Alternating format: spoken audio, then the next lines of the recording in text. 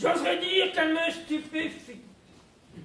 C'est qu'à l'heure où j'écris, après les innombrables expériences, après les scandales journaliers, il puisse exister encore en France un électeur.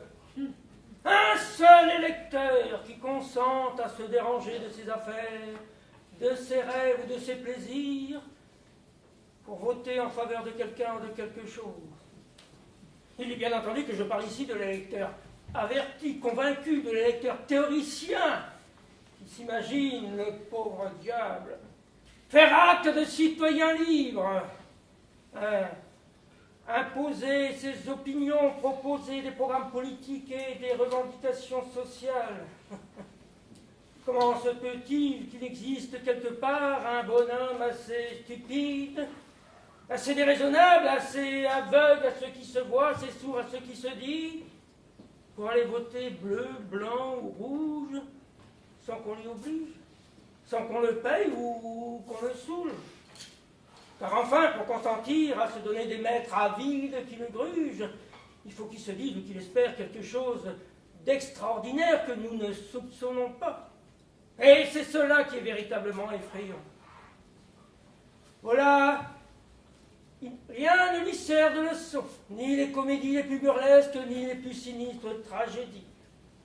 Voilà pourtant de longs siècles que le monde dure, que les sociétés se déroulent et se succèdent, pareilles les unes aux autres, qu'un fait unique domine toutes les histoires, la protection aux grands, l'écrasement aux petits. Il ne peut arriver à comprendre qu'il va payer pour un tas de choses dont il ne jouira jamais. Il a voté hier, il votera demain, il votera toujours. Les moutons vont à l'abattoir. Ils ne se disent rien, et ils n'espèrent rien. Du moins, ils ne votent pas pour le boucher qui les tuera ou les bourgeois qui le mangera. Plus bête que les bêtes, plus moutonnier que les moutons, l'électeur nomme son boucher et choisit son bourgeois. Il en a fait des révolutions pour obtenir ce droit. Ah, bon électeur, inexprimable, imbécile, pauvre ver, si au lieu de te flatter, si au lieu d'écouter les flatteries qui caressent ta vanité, tu lisais quelquefois au coin du feu Schopenhauer ou Max Nordau, deux philosophes qui en savent long sur tes maîtres et sur toi, peut-être apprendrais-tu des choses étonnantes et utiles.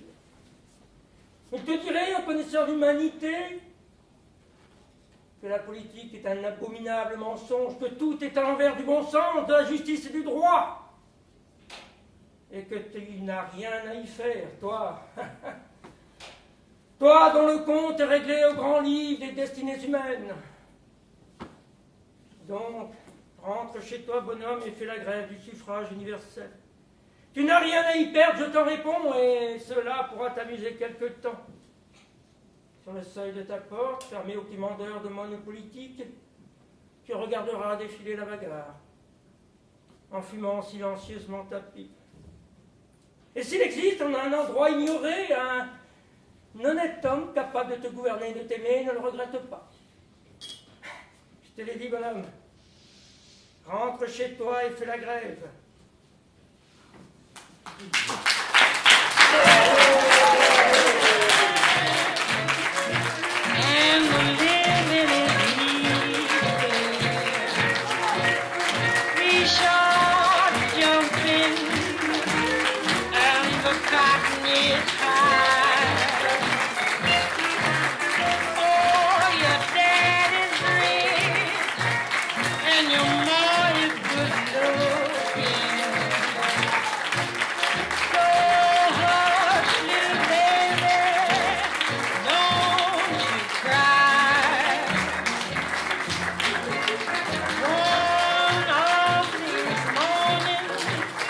Going to rise up,